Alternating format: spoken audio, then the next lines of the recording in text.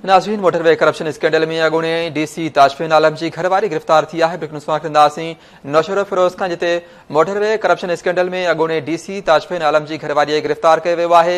Anti corruption अॻूणे डीसी जी घरवारी जी गिरफ़्तारी बाबति रिपोर्ट अदालत में जमा कराए छॾी आहे। एंटी करप्शन जी रिपोर्ट मूजिब अॻूणे डीसी जी घरवारीअ खे गिरफ़्तार करे जांच में शामिल कयो वियो आहे। नाज़रीन, नौशरो फिरोज़ खां मोटरवे करप्शन स्कैंडल में अॻूणे डीसी ताजफीन आलम जी घरवारीअ खे गिरफ़्तार कयो वियो आहे।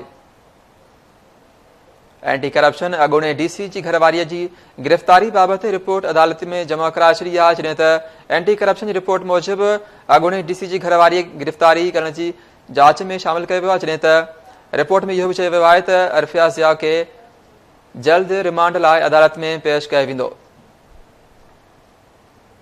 नाज़रीन, नौशरो फिरोज़ खां मोटरवे करप्शन स्कैंडल में अॻूणे डीसी ताजफीन आलम जी घरवारीअ खे गिरफ़्तार कयो वियो आहे। जॾहिं त एंटी करप्शन अॻूणे डीसी जी घरवारीअ जी गिरफ़्तारी बाबति रिपोर्ट अदालत में जमा कराए छॾी आहे। रिपोर्ट में चवणु आहे त अॻूणे डीसी जी घरवारीअ खे गिरफ़्तार करे जांच में शामिल कयो वियो आहे।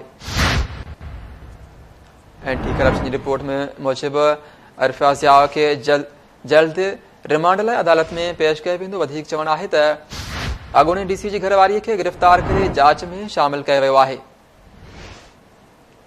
नौशरो फिरोज़ खां मोटरवे करप्शन स्कैंडल में अॻूणे डीसी ताजफीन आलम जी घरवारीअ खे गिरफ़्तार कयो वियो आहे। एंटी करप्शन अॻूणे डीसी जी घरवारीअ जी गिरफ़्तारी बाबति रिपोर्ट अदालत में जमा कराए छॾी आहे।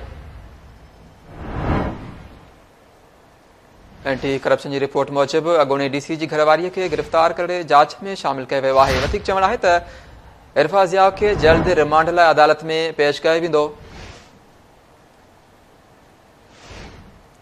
नौशरो फिरोज़ खां मोटरवे करप्शन स्कैंडल में अॻूणे डीसी ताजफीन आलम जी घरवारीअ खे गिरफ़्तार कयो वियो आहे। जॾहिं त एंटी करप्शन अॻूणे डीसी जी घरवारीअ जी गिरफ़्तारी बाबति रिपोर्ट अदालत में जमा कराए छॾी आहे।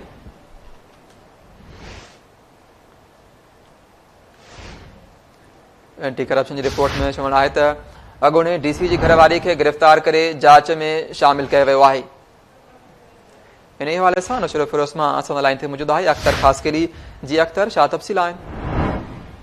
M6 मोटरवे करप्शन स्कैंडल जो मुख्य किरदार आहे ऐं अॻूणो डीसी आहे ताजफीन आलम। उनजी जेका घरवारी आहे इरफा ज़िया, उहा गिरफ़्तार थी वई आहे। एंटी करप्शन टीम सखर जे जज खे रिपोर्ट ॾिनी वई आहे गॾियल जांच टीम तरफ़ां त अॻूणे डीसी ताजफीन आलम जी जेका घरवारी आहे उनखे नेब FIA ऐं एंटी करप्शन जी जेका टीम आहे उहो संदसि नंबर ट्रेसिंग ज़रिए गिरफ़्तार करे जांच में शामिल करे छॾियो आहे। इन हवाले सां असांजी ॻाल्हि ॿोल थी आहे।